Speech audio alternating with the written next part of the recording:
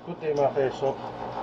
Magtitouch tayo ng minotify ko na DMR Pure na si Tokyo Marui MWS. Ito hammer down. Ayan. Safety. Test natin siya kung ano magiging performance. Uubos ako ng balang 31. Ito 30 ang laman. Tapos may balang na siya sa may loob ng chamber ng isa. Ito yung kasama natin siya. Huwag natin patagalin. Testing. 3, 2, 1.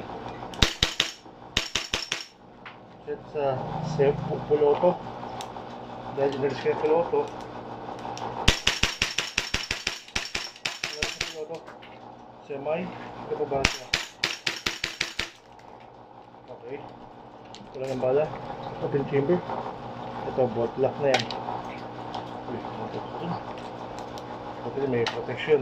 Baka kasi bumalik yung bala. Bakit na mabulag. So ito, silas natin. May pakaganda ng performance. Hindi magilak yan. Tanggalin ang magazine. So yun. Yan. Yung design nitong red dot. Ito. Copy naman ito. Yung ginawa ko dyan. Mas maganda kasi LPBO setup dahil pag gusto ko mong malayo tumingin, sila ito sa time 4, kapag biglang sumulpo sa harapan, biglang magsi-CQB. Teka lang, ayan ako pala. Ayan, red dot. Tapos dito. Red dot. Dito. Ang maganda kasi dito, pag sa top, pwede ka mag-switch yung gano'n. Pwede yung gano'n. Gano'n. Hindi na maganda pag sa top. Pag sa gilid kasi yung red dot, dito maganda yan ah. Silip ko ganyan, pangingon, gano'n.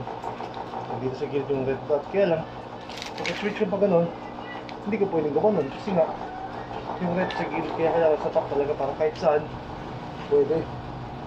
Pero yung taas ko ba?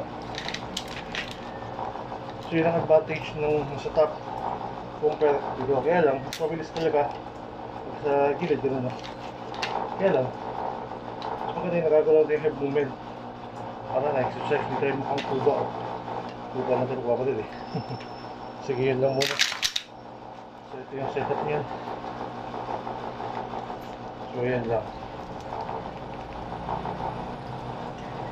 Bali, 100% pure DMR na to. Yan ang setup sa Tokyo Marui MWS. Ayos.